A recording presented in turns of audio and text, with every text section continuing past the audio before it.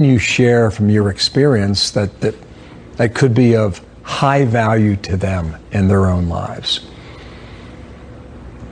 Well, thank you so much for having me. And yeah, definitely these 2 weeks have been very difficult for the Gold Star community. And we have been asking ourselves, what was it for? Was the service and the sacrifice of our loved ones worth it? And I started trying to answer that question to myself by talking to different people who deployed with him, who deployed before him, after him, who have been there for many, many years. And I was able to come to the understanding that it was indeed worth it, that what they did, they went there, they accomplished a mission, and their service and their sacrifice was worth it. That we, for 20 years, they kept us safe. And we need to believe that to continue going on and to continue teaching our children, those who are now growing up without their parents, that their service and their sacrifice was worth it. Ursula, was there anything that you found helpful to you when you were freshly grieving, as these 13 families are now, that they should know about, or that might be able to help them in the next a little while, as this was extremely raw at the moment? It is very raw, and the main thing that helped me was actually allowing people to help. There's so many organizations now that are there to help us, that they are there for whatever they need, whenever they need it. They may not even know what they need at this point, but they're there. So for me, it was very difficult to allow anyone to help me, because I had been, on my own, trying to raise my children, trying to just be strong, and I thought that I could do it all. But when this happens, everything is shattered. But there's so many wonderful people and wonderful organizations out there that they will be there for them at any point for whatever they need. It's so well stated. It's been 13 years for you. What's the journey been like? Was it at the 1 year mark, or the 5 year mark, or when do you think you were able to accept and understand? Well, I don't know. Every year brings a different dynamic. The first year, I was completely numbed. I barely remember what happened. The second year was raw, because I realized I've been alone. Really, he's not coming back. My daughter and his daughters from his previous marriage are growing up and without a father. So every year brings its own challenges. The year that they finish elementary school, the year that they graduate from high school, every year brings something different. What has kept me, at least personally, up until now, was the belief that his service was worth it. And that was a little bit shaken in the last 2 weeks. Wow. And that can't happen, because that is what has kept us going. That's what has allowed me to teach my child that we need to be strong, that we need to move forward, because we are honoring his father's memory and sacrifice and what he did. So that helps me keep going, and helps our families keep going. And we need to ensure that those who now are unfortunately facing this horrible news, or their loved ones not being with them anymore, that their service and their sacrifice was also worth it. Because without that belief, we cannot move forward. Your voice is so important. Thank you so much, Ursula. It's great to see you this morning, and thank you for the encouragement that you give us as we think of you and lift you up today. Thank you. Thank you very much for having me, and I appreciate it. You bet. President Biden facing two big challenges this morning. Tropical Storm Ida right now ripping across Mississippi after coming ashore as one of the most powerful hurricanes ever to hit the United States. Meanwhile, a dangerous moment in American history. ISIS terrorists launching a rocket attack on the Kabul airport as U.S. forces spend their final hours in Afghanistan before tomorrow's deadline to get out. Welcome to a brand new hour of America's Newsroom. I'm Dana Perino. And I'm Bill Hemmer. Last week was a big week. This week's going to be a big week as well. Watching two big stories today. First of all, in Afghanistan, we're hearing more about that rocket attack.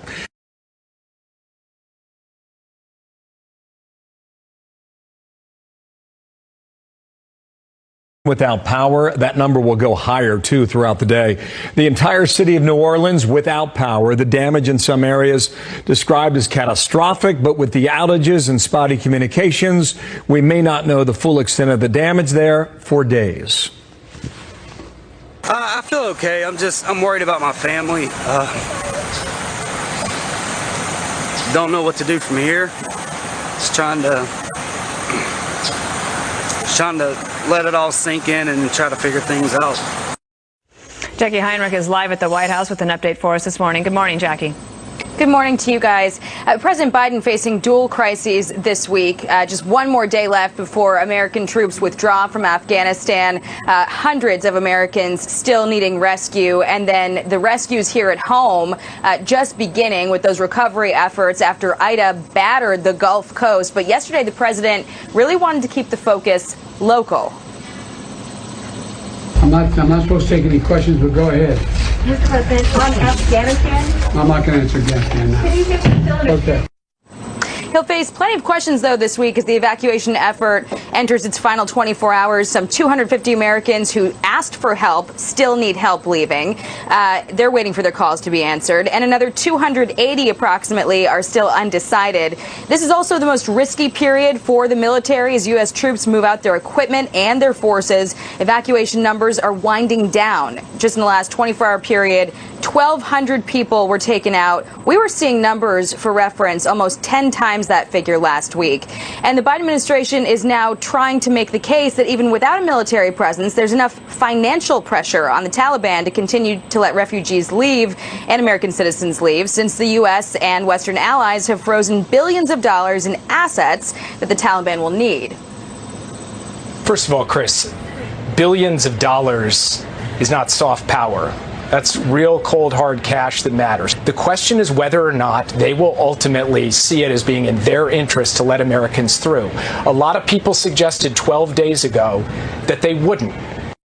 Now, it's still unclear if the Taliban would even be able to operate the airport after the U.S. pulls out. There are some conversations with Turkey to see if that can happen. But, of course, that's not really a huge comfort to the folks who are just confronting the reality that they might be among the people who are, in fact, left behind. And, of course, amid all of this is the ongoing threat of another attack in the final hours of the evacuation. Dana. 10 U.S. Times. Thank you, Jackie. So, meanwhile, Secretary of State Anthony Blinken facing mounting pressure to explain the fate of America.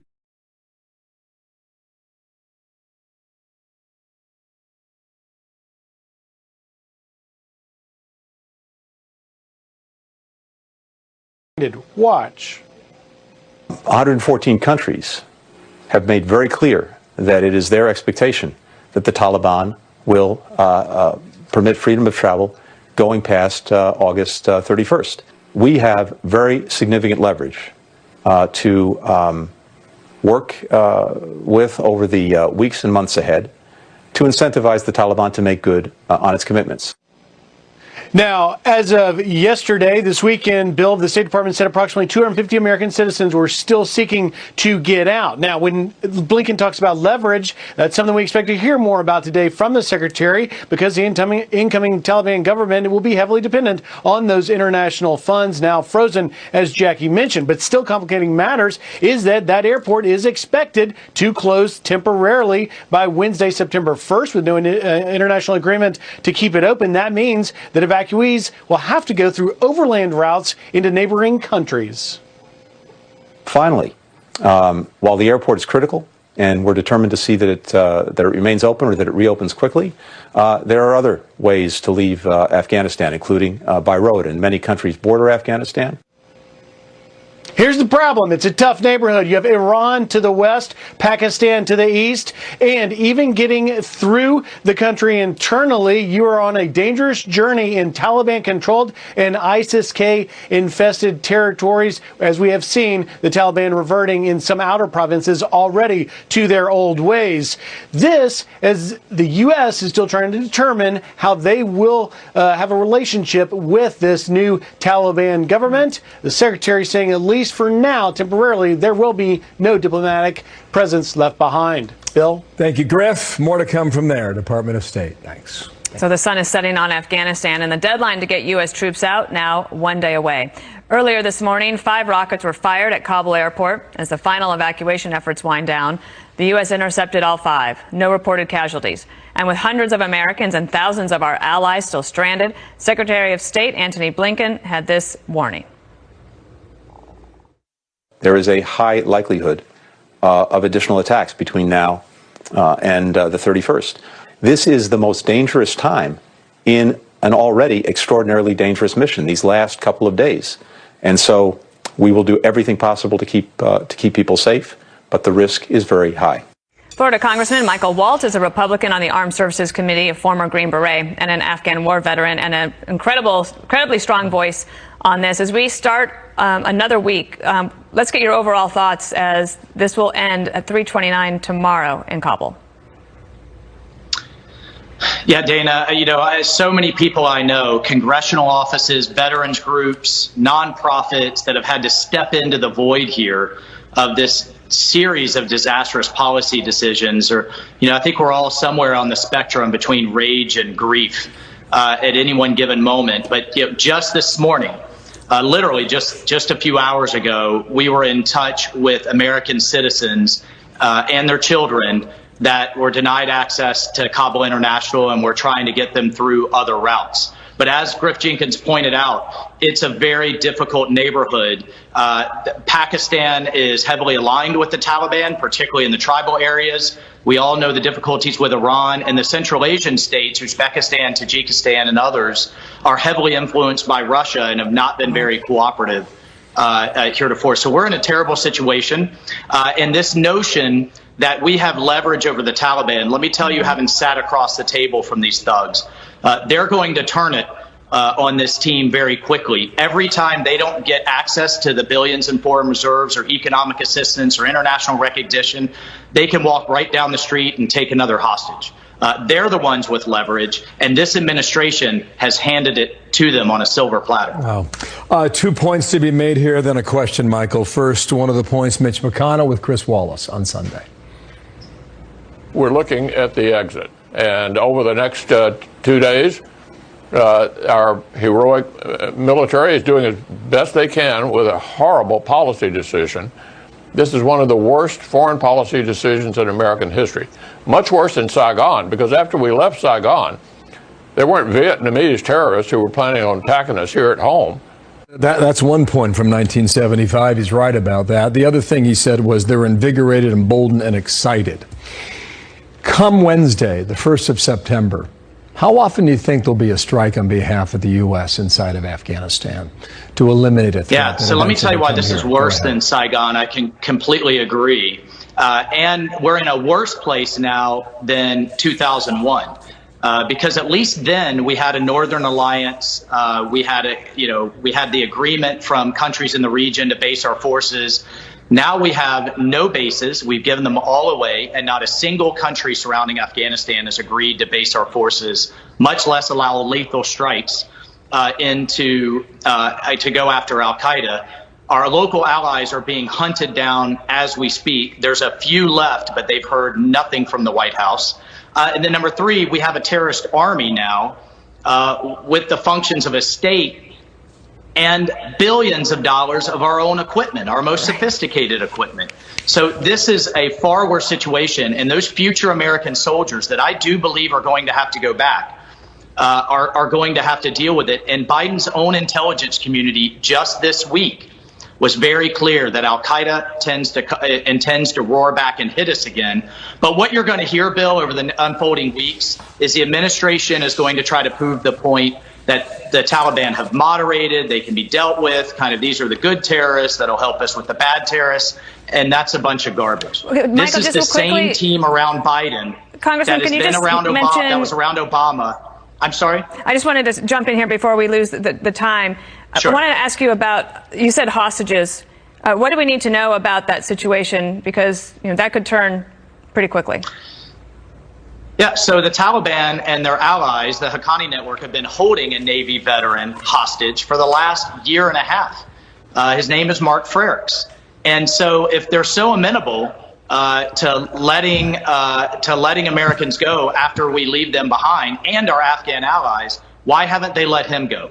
Why? Because they're using him for some things that they want, and they're going to use future Americans as well. Again, they have the leverage here because this administration gave it to them, and they're letting terrorists dictate the terms. Yeah, Michael, thank you. Let's speak again later in the week, all right? Michael Waltz, Congressman from Florida on that. We are waiting, Dana, a briefing from the Pentagon. So that's coming up at 10:30 Eastern time. Be a lot of questions. Maybe we'll get some answers too. All right, just hours to go right until the final U.S. withdrawal. So we'll bring the briefing to you. There's the shot at the camera there. So stand by for more on that. Another big story. But yes, the latest on Tropical Storm Ida's path of destruction in Gulf Coast states, with more than 1 million people in the dark, including the entire city of New Orleans. Looking at Gulfport there. Another hospital which had a portion of its generator go out, so they had to move patients, bagging them, if you will. Means they're not on mechanical ventilation. They're just having a nurse push the bag and breathe, and as they move to another part of the hospital. So then I said to him, you ought to customize your car insurance with Liberty Mutual, so you only pay for what you need. Hot dog or chicken? Only pay for what you need. Liberty, liberty, liberty, liberty.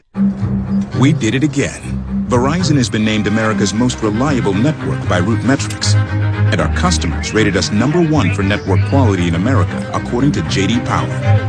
#1 in reliability 16 times in a row. Most awarded for network quality 27 times in a row. Proving once again that nobody builds networks like Verizon. That's why we're building 5G right. That's why there's only one best network. My ex is dating a Pisces. So I'm like, screw it. Let's talk manifesting. Let's talk chakras. Let's talk self-healing my way through the 12th house. Set your intentions. Crystals up. Full moon bath ritual. Cleanse and find your magic. Let it go. Let it go. Let it go. When America's service members move forward, they're unstoppable. Unstoppable in their mission. Since 2003, Wounded Warrior Project has advocated for these heroes. Our mission is helping injured veterans achieve their highest ambition with free services in mental health, career counseling, and long-term rehabilitative care. And warriors never pay a penny for our programs. They're unstoppable heroes. Support warriors today at woundedwarriorproject.org. It's the biggest sale of the year on the new Sleep Number 360 smart bed. It's the most comfortable, dually adjustable, foot warming, temperature balancing, proven quality night's sleep we've ever made. Save 50% on the new Sleep Number 360 limited edition smart bed, plus 0% interest for 60 months. Ends Monday. When did you see the sign? When I needed to jumpstart sales. Build attendance for an event. Help people find their way. Fast Signs designed new directional signage. And got them back on track. Get started at fastsigns.com. I was getting run down. I was coaching. I coach all the time. I work early in the morning. I needed energy. So I started taking Balance of Nature, and I could coach better. I could hit the ball harder at my players. I can make an